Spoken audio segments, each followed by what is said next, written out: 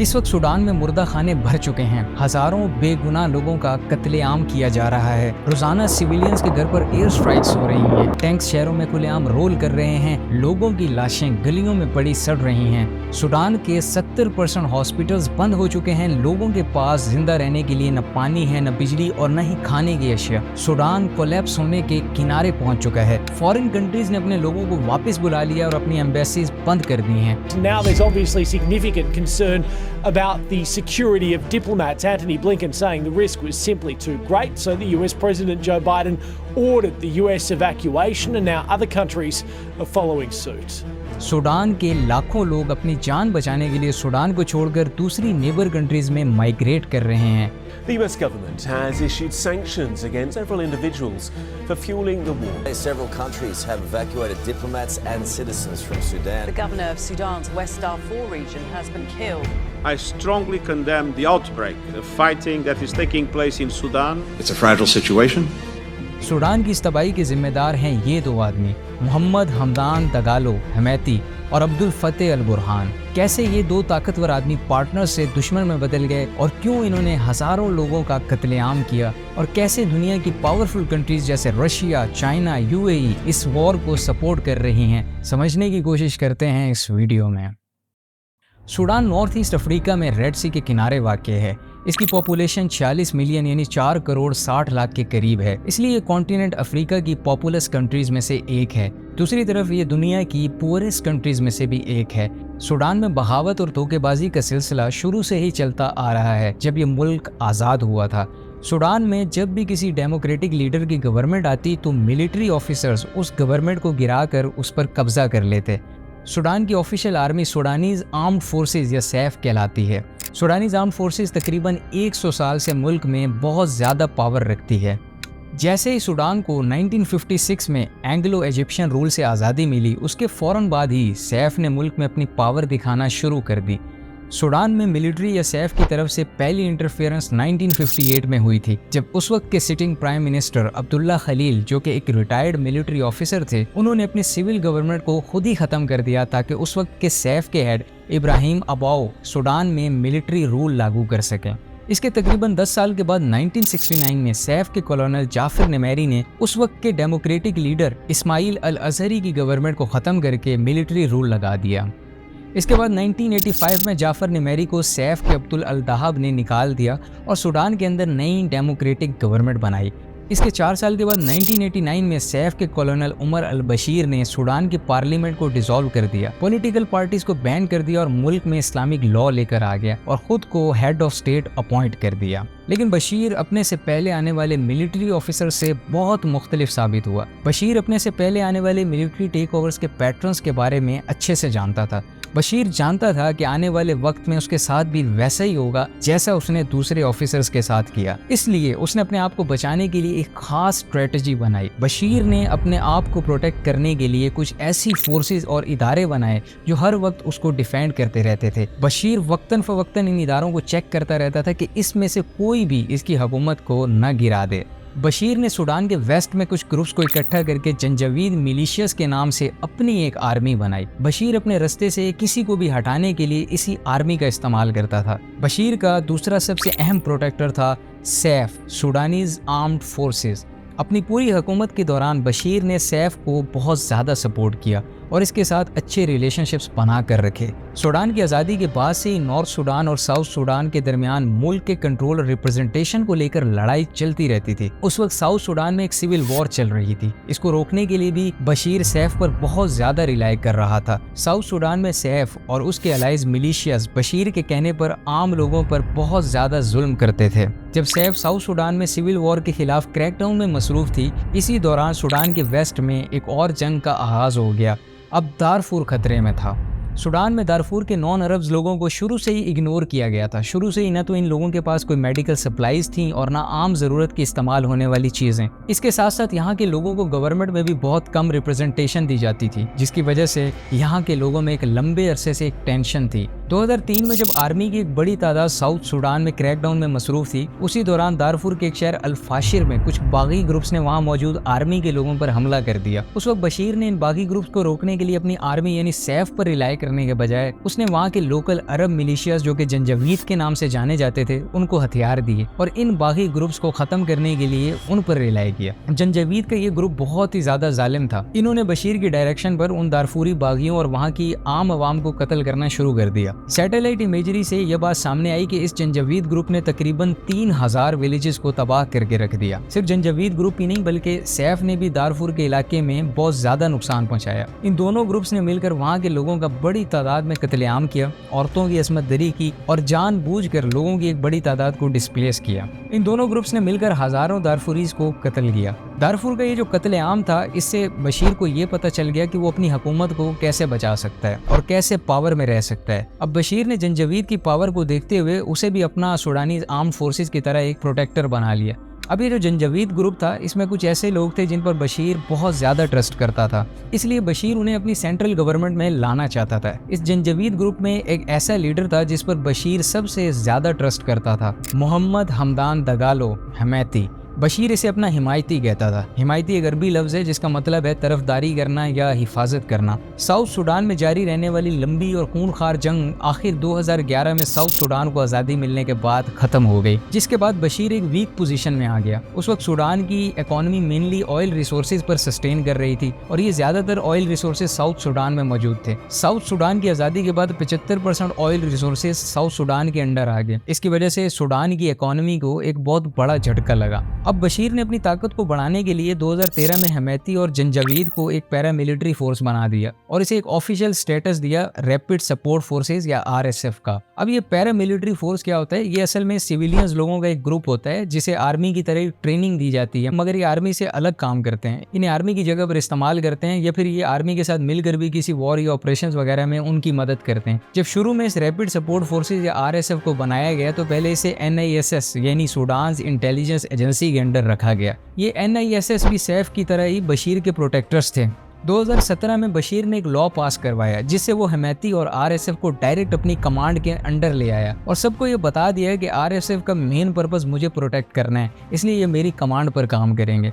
RSF को अपने साथ वफादार रखने के लिए बशीर ने हमैती को कुछ चीज़ों में फाइनेंशियल ऑटोनॉमी दे दी, जैसे कि वो दारफूर में मौजूद कुछ गोल्ड माइंस पर कब्जा कर सकता है, चैड और लीबिया जैसी कंट्रीज में वेपन्स और मिनरल्स वगैरह स्मगल कर सकता है और जंगज़दा इलाकों में पैसों के बदले वो अपने फौजी भेज सकता है। बशीर ने RSF के साथ साथ सैफ को भी बहुत बड़ी बड़ी इंडस्ट्रीज दे दी, जैसे वेपन्स प्रोडक्शन और टेलीकम्युनिकेशंस वगैरह। जिस वक्त में बशीर इन दोनों फोर्सेज को अमीर करने में लगा हुआ था, उस वक्त सूडान की आवाम आम जिंदगी गुजारने के लिए भी स्ट्रगल कर रही थी। 75% ऑयल रिसोर्सेज साउथ सूडान के पास जाने की वजह से मुल्क में इन्फ्लेशन बहुत ज्यादा हाई हो गई। खाने पीने की चीजों की प्राइसेस आसमान को छूने लगी। अब बशीर के पास इतने पैसे भी नहीं थे कि वो अपनी फोर्सेज और सिस्टम्स को पहले की तरह रिश्वत खिलाए। 2018 में जब सूडान एक बहुत बड़े इकोनॉमिक क्राइसिस से गुजर रहा था, ठीक उसी वक्त सूडान की अवाम ने प्रोटेस्ट करना शुरू कर दिए।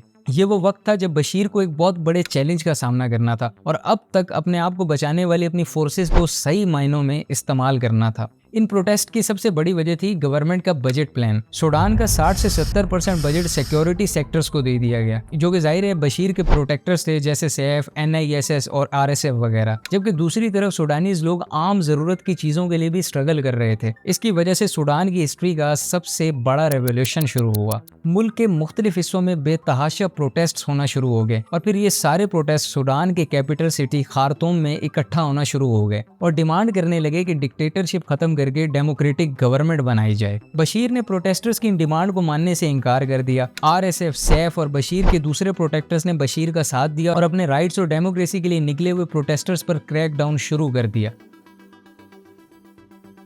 लेकिन कई महीने गुजर जाने के बावजूद ये प्रोटेस्टर्स पीछे नहीं हटे और अपना प्रोटेस्ट जारी रखा। इससे RSF और सैफ को ये बात समझ आ गई कि अब बशीर का पावर में रहना किसी भी लिहाज से ठीक नहीं है। 11 अप्रैल 2019 को RSF और सैफ ने एक ऐसी चाल चली जिसने सिविलियंस और बशीर को हैरान करके रख दिया। सैफ के कमांडर्स ने RSF के हमैती के साथ मिलकर बशीर को उसके ओहदे से हटाकर जेल में भेज दिया। इन दोनों फोर्सेज ने मिलकर गवर्नमेंट को टेक ओवर कर लिया और इस तरह से बशीर की 30 साल की डिक्टेटरशिप का खात्मा हो गया।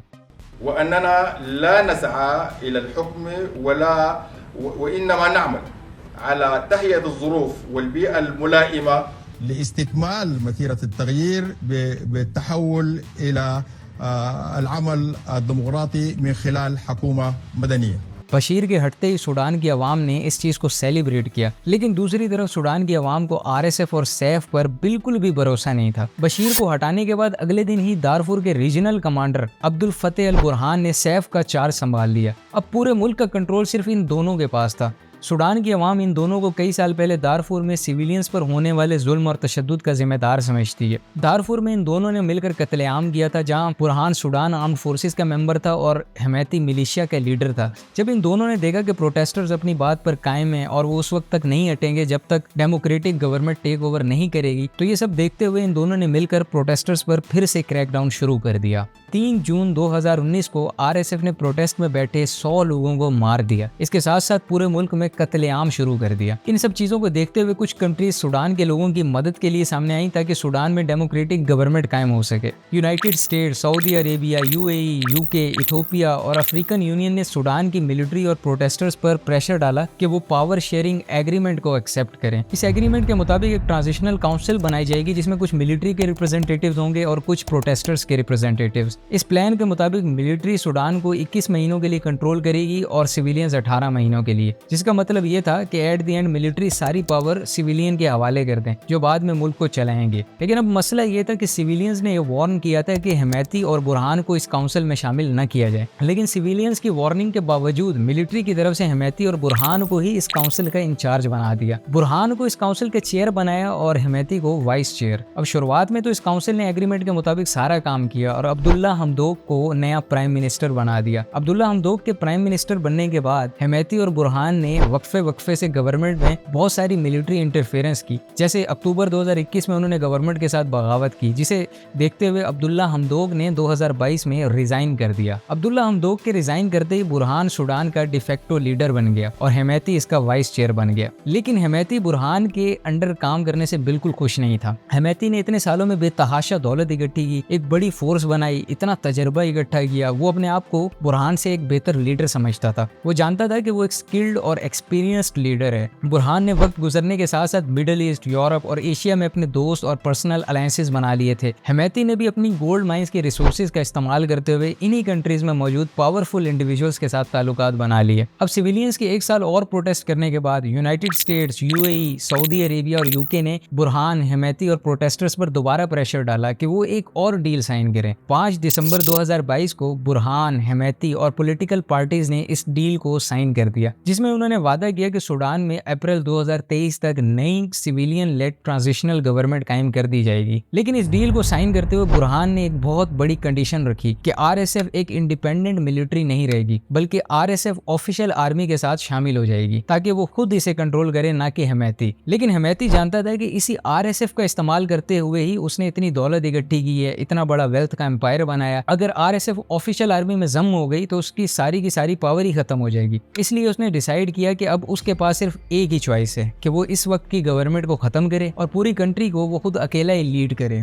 15 अप्रैल 2023 को बुरहान को कत्ल करने के लिए हमेती ने अपने 2000 आदमी बुरहान की पर्सनल रेजिडेंस में भेजे, जो कि एक मिलिट्री कंपाउंड था। वहां पर दोनों फोर्सेस के दरमियान एक शूट आउट हुआ जिसमें बुरहान के 35 गार्ड्स मारे गए, लेकिन बुरहान बचकर भाग गया। इसके बाद इन दोनों के दरमियान असल लड़ाई का आगाज हुआ। ये लड़ाई सूडान के कैपिटल खार्तूम से होते हुए इस वक्त पूरे मुल्क में फैल चुकी है। अब इन दोनों के दरमियान लड़ाई है कि कौन सूडान पर हुकूमत करेगा। इन दोनों ने पूरे मुल्क में अपने अपने लाखों आर्म्ड सोल्जर्स तैनात किए हुए हैं। टैंक्स पूरी कंट्री में घूम रहे हैं। आम लोगों के घरों पर एयर स्ट्राइक्स हो रही हैं। बेगुनाह सिविलियंस मारे जा रहे हैं। बुरहान और उसकी आर्मी के पास एयरफोर्स है, जिसकी वजह से बहुत सारी हलाकतें हुई हैं। हमेती के पास बहुत सारा पैसा है, जिसका इस्तेमाल करते हुए वो ज़मीन पर मौजूद अपने सोल्जर्स को हथियार फराम कर रहे हैं। सैकड़ों लोग अभी तक मारे जा चुके हैं और हज़ारों लोग सूडान को छोड़कर दूसरी नेबर कंट्रीज में चले गए। एम्बेसीज खाली हो चुकी हैं और फॉरेन कंट्रीज ने अपने सिटीजन्स को सूडान से निकाल लिया है। लेकिन आम सूडानी सिविलियंस कहीं फौरन भाग कर नहीं जा सकते, इसलिए अब सूडान के बहुत सारे सिविलियंस इजिप्ट, चैड और साउथ सूडान की तरफ माइग्रेट करने पर मजबूर हैं। रोजाना जगह जगह पर फायरिंग होती रहती है। इन दोनों पार्टीज के दरमियान कराई गई सुलह का भी कोई नतीजा नहीं निकला। सूडान जियो स्ट्रेटेजी के लिए एक बहुत ही अहम मुल्क है। बहुत सी कंट्रीज अपना फायदा देखते हुए उस कमांडर को सपोर्ट कर रही हैं जो उनके फ्यूचर के लिए बेस्ट है। नाइल रिवर सूडान के अंदर से गुजर रहा है और नाइल रिवर इजिप्ट के लिए लाइफलाइन है, क्योंकि इजिप्ट के सारे फूड रिसोर्सेज, एग्रीकल्चर और बहुत सारी चीजें सिर्फ इसी रिवर पर डिपेंड करती हैं। नाइल रिवर साउथ से नॉर्थ की तरफ बहता है, इसलिए नाइल रिवर पहले सूडान से गुजरते हुए इजिप्ट तक जाता है। अगर इस रिवर को सूडान में ब्लॉक कर दिया जाए तो इसकी वजह से पूरा इजिप्ट तबाह हो जाएगा। दूसरी तरफ सूडान के पास दो बहुत अहम पोर्ट्स हैं जो सुएज कैनाल के रास्ते में आते हैं। यहाँ से दुनिया की 10% ट्रेड होती है। बहुत बड़ी तादाद में यहाँ से ऑयल गुजरता है। अगर ये बंद हो जाए तो दुनिया की 10% ट्रेड बंद हो जाएगी। इसलिए बहुत सारी पावरफुल कंट्रीज इन पोर्ट्स को कंट्रोल करना चाहती हैं ताकि यहाँ पर वो अपनी मिलिट्री बेसिस बनाएं, जैसे Turkey, Russia, China, Qatar, UAE वगैरह। इसके अलावा सूडान के पास बहुत सारे नेचुरल रिसोर्सेज मौजूद हैं, जैसे गोल्ड, जिंक, सिल्वर, क्रोमाइट और आयरन वगैरह। ये वो सारी चीजें हैं जिसकी फॉरेन कंट्रीज को बहुत ज्यादा जरूरत है। इसलिए तमाम पावरफुल कंट्रीज इन दोनों कमांडर्स की इस लड़ाई को गौर से देख रहे हैं। वो देख रहे हैं कि कौन इस लड़ाई को जीतेगा और कौन उनके अपने इंटरेस्ट के लिए बेहतर है। इन सब इश्यूज में यूएई का बहुत अहम रोल है। सूडान में मौजूद ज्यादातर गोल्ड यूएई खरीदता है और इसे रिफाइन करता है, और ये इतना सारा गोल्ड हमेती यूएई को सप्लाई करता है। इसके अलावा यूएई हमेती के बहुत सारे सोल्जर्स का अपनी यमन की जंग में भी इस्तेमाल करते हैं, जिसके बदले में वो हमेती को बहुत सारे पैसे देते हैं। दूसरी तरफ यूएई सैफ को भी सपोर्ट कर रहा है, क्योंकि सैफ के साथ इनकी कुछ डील्स वगैरह हैं जिसके मुताबिक यूएई सूडान के मिनरल्स तक एक्सेस कर सकता है। इसी तरह लिबियन नेशनल आर्मी के सुप्रीम कमांडर खलीफा हफ्तार के हमेती के साथ बहुत अच्छे कनेक्शंस हैं, क्योंकि हमेती ने अपने कुछ सोल्जर्स लिबिया में भी भेजे हैं जो खलीफा हफ्तार की तरफ से लड़ते हैं। इसलिए अब हफ्तार हमेती को सपोर्ट कर रहा है। यहाँ पर खलीफा हफ्तार बहुत अहम है, क्योंकि अगर दूसरी कंट्रीज छुप कर हमेती की मदद करना चाहें, जैसे उन्हें पैसे देना चाहें या वेपन्स वगैरह, तो वो हफ्तार को मिडल मैन के तौर पर इस्तेमाल कर सकती हैं, और ऐसा हो रहा है। हफ्तार रशिया की तरफ से हमेती को सप्लाईज और वेपन्स प्रोवाइड कर रहा है। अब यहाँ पर एक बहुत अहम बात यह है कि इस वक्त रशिया की फोर्सेस भी प्राइवेट ग्रुप की सूरत में सूडान में मौजूद हैं, वैगनर ग्रुप के नाम से। वैगनर ग्रुप सूडान में कई सालों से मौजूद है, जहां ये रशियन माइंस को गार्ड करते हैं और गोल्ड की स्मगलिंग करते हैं, जिसके बदले में ये आरएसएफ को ट्रेनिंग देते हैं। इन सब चीजों से लगता है कि इस वॉर में रशिया आरएसएफ को सपोर्ट कर रहा है, लेकिन पास्ट में रशिया ने सैफ के साथ भी काम किया है, इसलिए यहाँ पर रशिया किसी के साथ लॉयल नहीं लगता। जो भी कमांडर रशिया की फेवर में ज्यादा बेहतर होगा,